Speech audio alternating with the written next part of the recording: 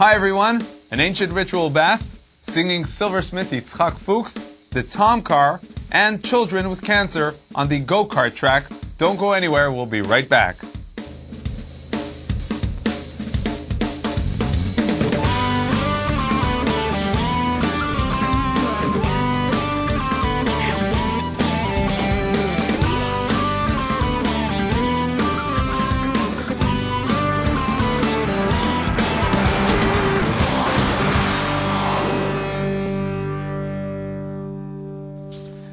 Shalom and welcome to Israeli Salad. First, let's take a one-time look at an archaeological excavation.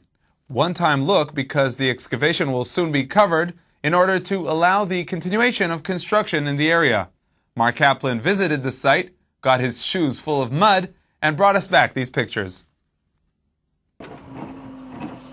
One of the procedures every new building project in Israel must go through is contacting the Israel Antiquities Authority to update them about the location of the planned construction. In many places, there are antiquities that are discovered when the country is developed and new places are built. The antiquities are documented and then they continue to develop the area. As part of the construction of the Ben Gurion Modi'in train tracks, trees in the area were uprooted. As the trees were taken away, an ancient Hasmonean settlement from the Hellenistic period was discovered. The main interesting find in the excavation was an ancient mikveh, a traditional ritual bath.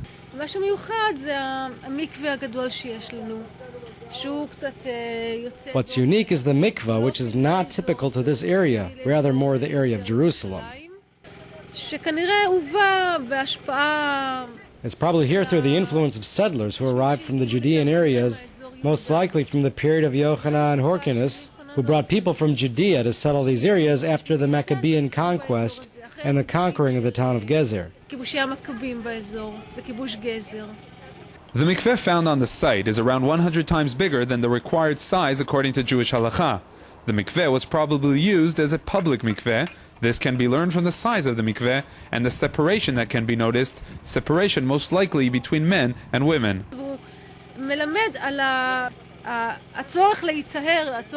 It teaches us about the people who lived here and their need to be pure and strictly religious. We know that Shimon brought families of Kohanim, priests, to the town of Gezer not far away. So it could be that this used to be a town of priests. It's very unique because of the density of the mikvahs that we see here. We'll meet an Israeli-made off-road vehicle and see how go-karts are used to support children with cancer. But first, let's meet silversmith, composer, and singer Yitzchak Fuchs. Yitzchak was raised in a non-observant family and became religious on his own. I met Yitzchak Fuchs in Jerusalem. When silversmith Yitzchak Fuchs comes every day to his Jerusalem workshop, he makes sure not to bring his guitar. Otherwise, he says, he'll start playing and will find it hard to stop. When someone with Yitzchak's looks gets on a stage, you might expect a lesson or a lecture in Torah.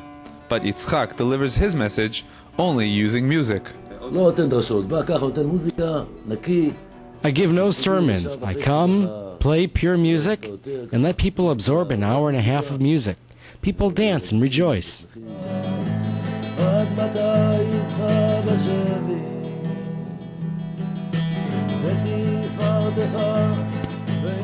Yitzchak Fuchs was born to a family of Holocaust survivors. The painful experience of dealing with his parents' trauma caused Yitzchak to seek a deeper meaning in his life. I carried the load for a long time. So when I grew up and started my own family, I didn't focus on myself and what I needed. Rather, I said I care less about myself. When I'll have a child, I'll look after him so I could show him the right way. On the voyage towards Judaism, Yitzchak discovered the value of the Hasidic concept of hitbodedut, secluding oneself in order to reach deeper thoughts and understandings. I left my home for a year and went up to the Golan Heights, to the hills up there. I never read about doing this. It came to me naturally. A book of Psalms came into my hands, and I felt that I was dealing with something that I couldn't understand.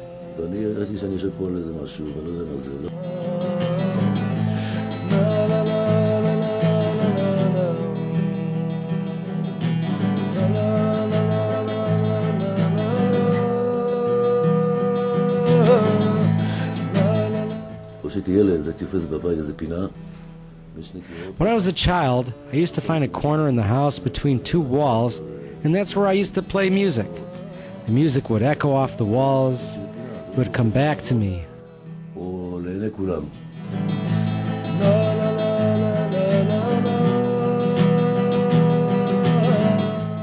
The seclusion Yitzchak talks about can be felt in his workshop, which is a tiny alcove in the Jerusalem neighborhood of Mea Shearim.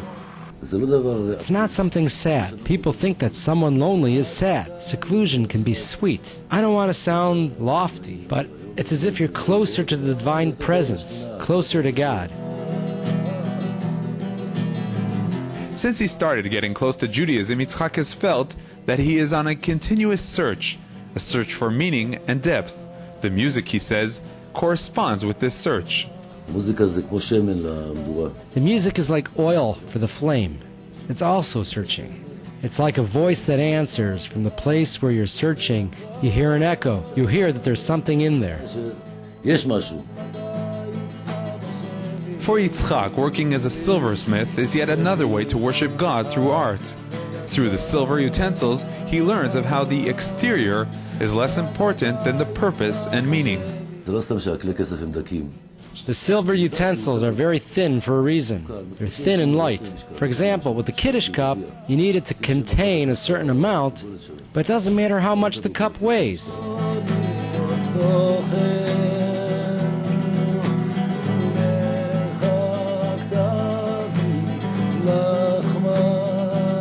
Whether working on silver or composing or playing music, Yitzchak Fuchs feels that everything is connected to God. Whenever a new melody comes out, it's through the help of God. Make no mistake, it's not simple. I think he loves music, and he awaits new melodies.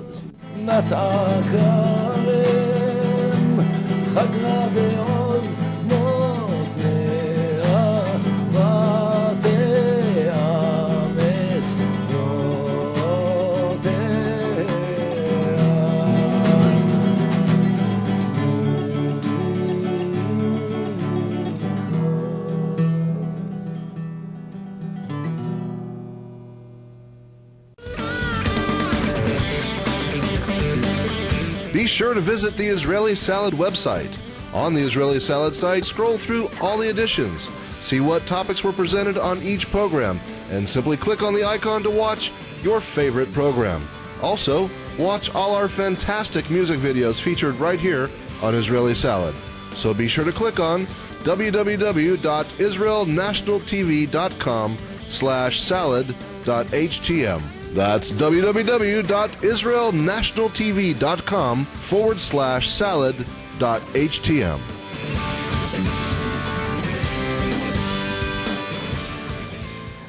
On Israeli Salad, we like to show new Israeli-made products. Now here's the Tom car, an off-road vehicle that is actually the only car that is registered as being manufactured in Israel. Mark Kaplan and Gabi Newman went off the road for some fun with the Tom car.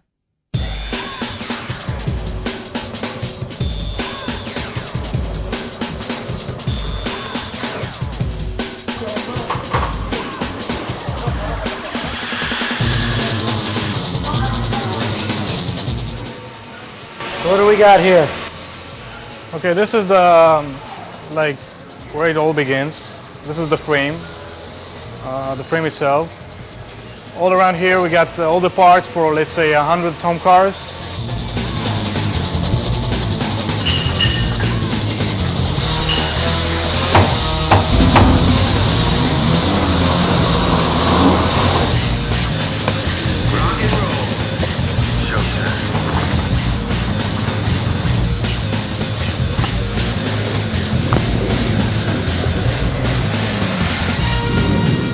This is the assembly line. First thing we do is assemble the bottom, which made out of aircraft aluminum, which is very stiff and very light. It's all steel. There's nothing to be damaged. And also, I think the combination between, let's say, a higher ground clearance, good suspension travel, and lower center of gravity, which makes this vehicle very unique. Okay, let's give it a try. Okay.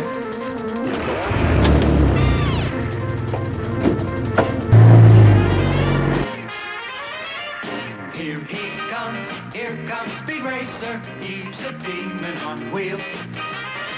He's a demon. Each car is custom because we are making like small quantities at the moment. The customer can choose the color of the frame, the color of the fibers, the different gearbox. We got special units in the IDF are using this car for different applications. We're trying to build ourselves a product for the adventure people who go off-roading, hunting, which is taking more place in the US right now. And this is where we're heading.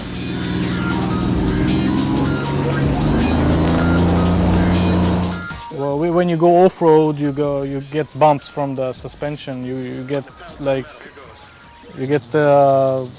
bumped from side to side. So this is more like racing type seat belts.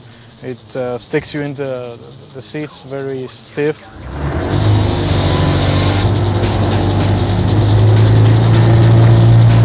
Its capabilities are much higher than the imagination.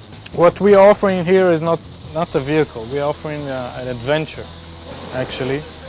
Adventure which you can do with only this vehicle and none that you can do with other vehicles. It's basically the adventure, not only the car, but what you can do with it and where you can go with it. That's the main issue, I think.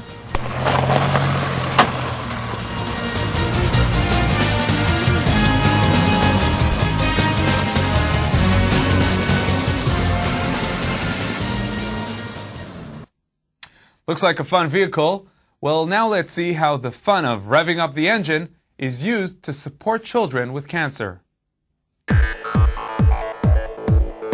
Many children and parents enjoy the go-kart track in the Petach Tikva Mall before, after, or while in the middle of a day of shopping. We visited the go-kart track on a day when a special group of children was invited to push the pedal to the metal.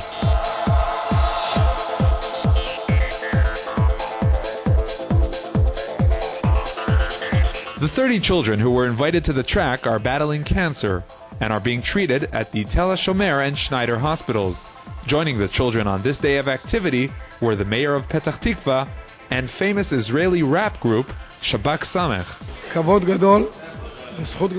It's a great honor and a great privilege to meet these young kids. I hope they'll recover soon.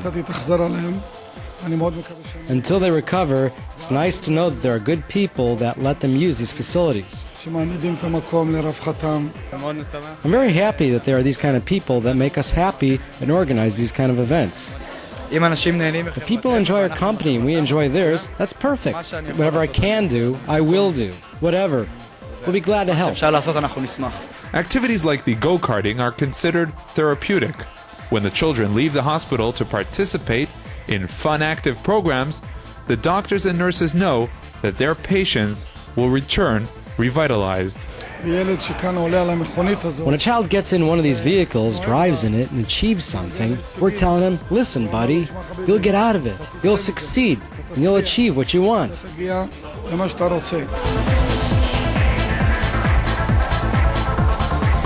The activities organized for the sick children give them so much strength and faith that they can even look forward to helping other children. I'm already volunteering today. When I recover, I'll volunteer with full power. I'll have more strength.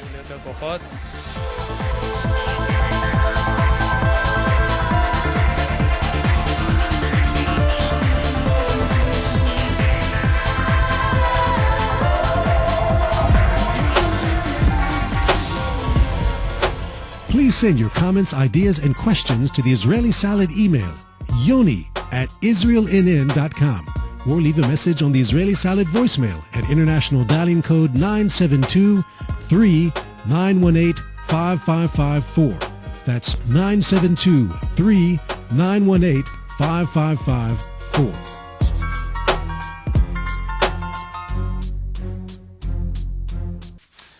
And now our weekly insight. On today's program, we'll be looking at the book of Exodus, the book of Shmot. The first parsha in this book is the parsha of Shmot. Shalom to Rabbi David Samson in Jerusalem. Shalom Yoni. Shalom to all of our viewers around the world. In the beginning of the parsha, it says that a new king, a new Pharaoh, came to power in Egypt. And that Pharaoh did not remember Joseph and all the deeds he did to save Egypt from starvation. What's this all about? The nation of Egypt forgot that the Jews were really good for Egypt? Rabbi Cook would mention that our New Year is very different than the Gentile New Year. And our New Year is called the New Year of Memory, the Day of Remembrance. And that it's an indicative trait of the Jewish people that we remember. And we have a memory, we have a collective memory of a few thousand years. And we even have a precept that we remember our birth, that we left Egypt thousands of years ago. And nations of the world actually have a very short memory. And it's something that we've recognized throughout our history, that although the Jews have entered the different governments around the world wherever they've been exiled and have been very helpful to the nations where they have lived, nevertheless, very shortly after that, the nations just kind of forget the contribution that the Jewish people had to the society. And when anti-Semitism rises, it just takes its toll in a very forgetful fashion. Thank you very much, Rabbi Samson. The Weekly Insight is brought to you in cooperation with Machon Meir, the largest Zionist institute in Israel, bringing people closer to Judaism. Okay, that's all for this week. Be sure to join us again next week for another program. Until then, from all of us here at Israel National TV, Shalom. Beyatzah